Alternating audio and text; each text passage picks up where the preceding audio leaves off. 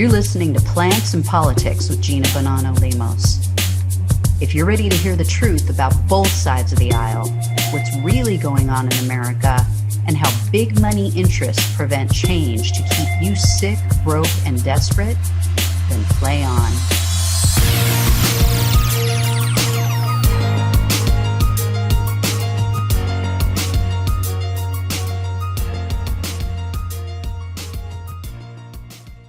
Hello, everyone. This is Gina with Plants and Politics. Welcome back. So recently I posted a podcast that I know a lot of you have listened to, especially over on YouTube, about the rape allegations by a woman who claims that she was raped by Donald Trump when she was 13 years old.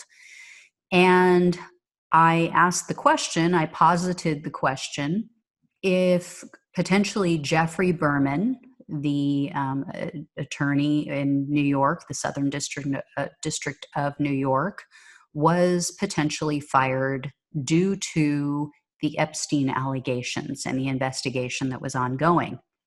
Well, as many of you may have heard, Ghislaine Maxwell, which was the woman I referred to in that podcast about Epstein, she has now been arrested by the FBI.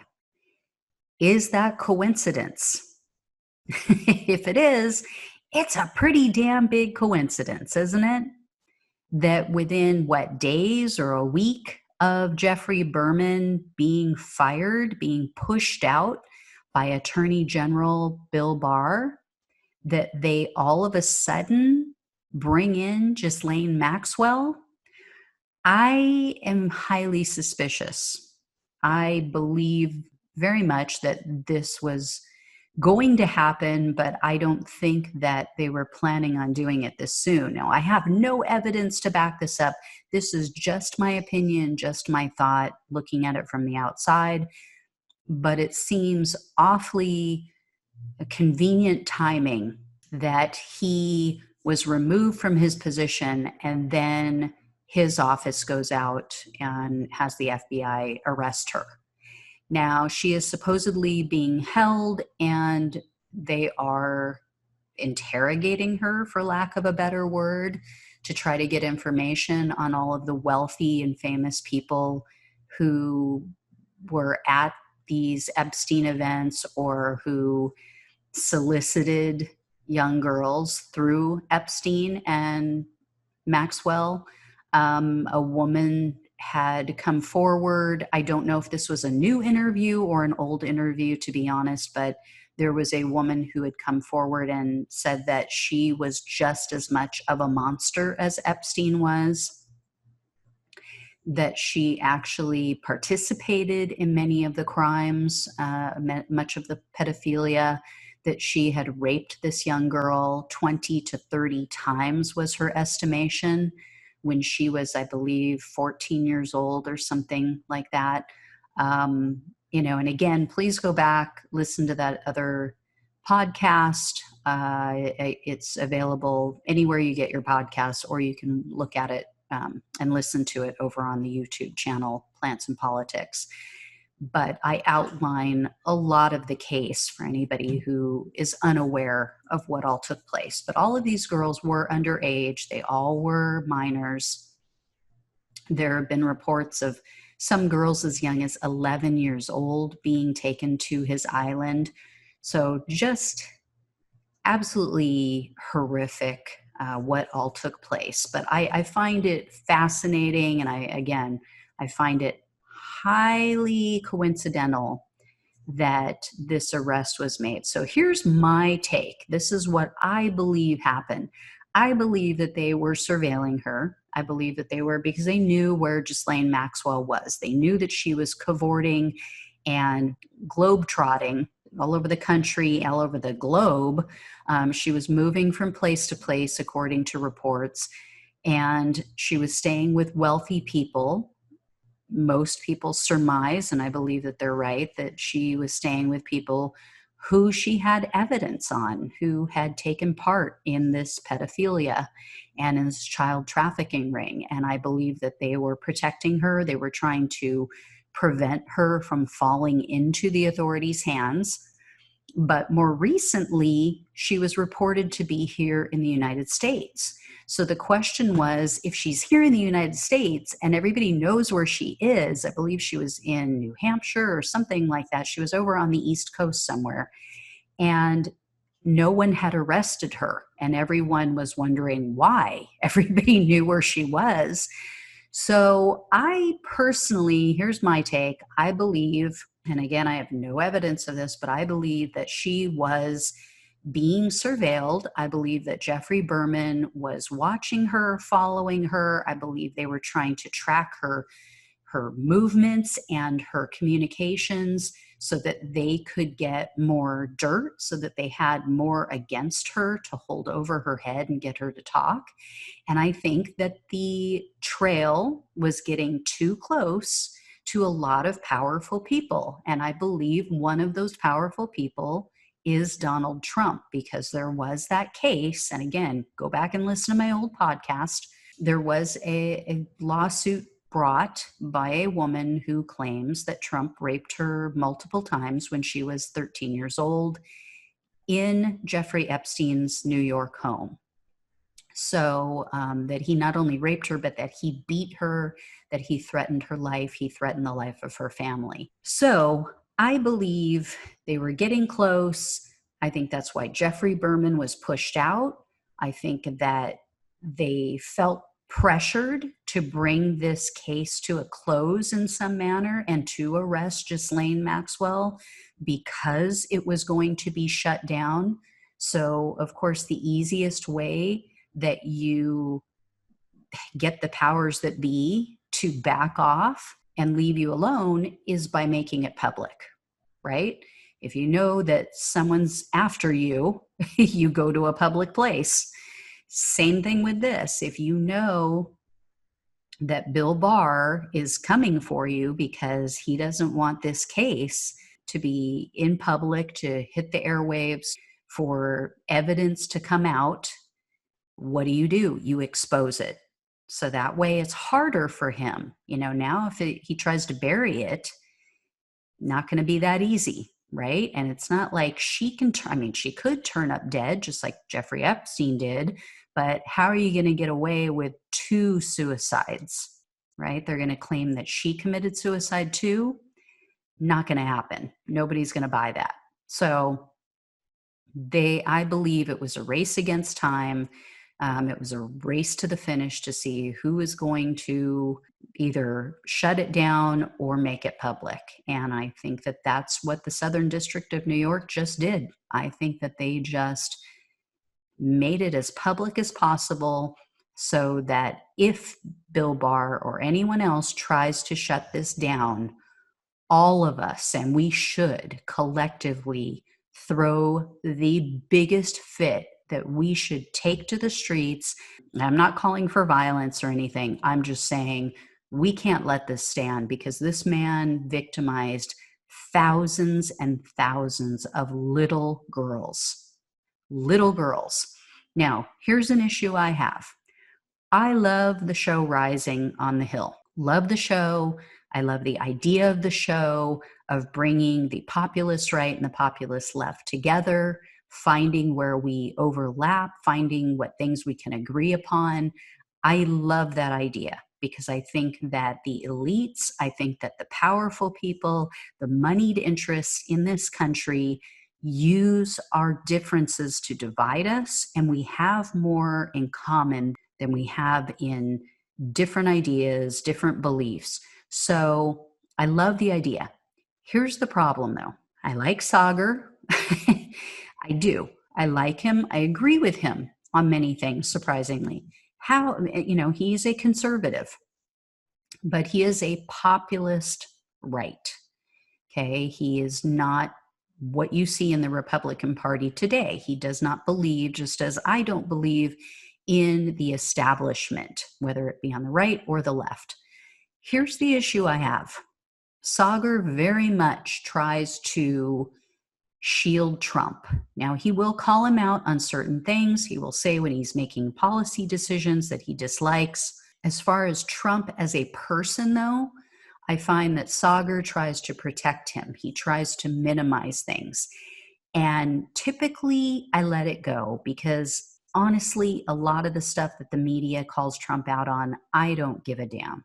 There's a lot of things that I think are so petty and don't need to be said, don't need to be talked about ad nauseum. But policy issues, yes, are very important. Now, Saagar, again, tries to brush all this stuff under the rug. Well, when it comes to child rape, when it comes to child abuse, I'm sorry, that may not have anything to do with his policies, but you need to call it out. He has no problem bringing up Bill Clinton's name and all these other lawmakers on the left when it comes to Jeffrey Epstein and everything that took place with this child trafficking ring. However, even though he brought up Trump's name, even though he said in today's episode that Trump and Melania were cavorting, I believe was the term he used, with Epstein and Ghislaine Maxwell, which is common knowledge. I mean, there's videos out there, there's pictures out there of not only Trump by himself, but Trump and Melania, Trump and Ivanka with Jeffrey Epstein. So there's just a plethora of evidence out there showing that Trump had a close, maybe not close, but he had a relationship with Jeffrey Epstein. He liked the guy. He's even made statements on the record what a great guy he thought Jeffrey Epstein was and how they both like younger girls. However, Saagar from Rising on the Hill Network glosses over this. And so I want to play for you a clip that really pissed me off today. So again, love Saagar. I absolutely adore Crystal Ball, but this was just unacceptable. This comment here and the way he tried to minimize Trump's relationship with Epstein, I find repugnant because people are going to trust him.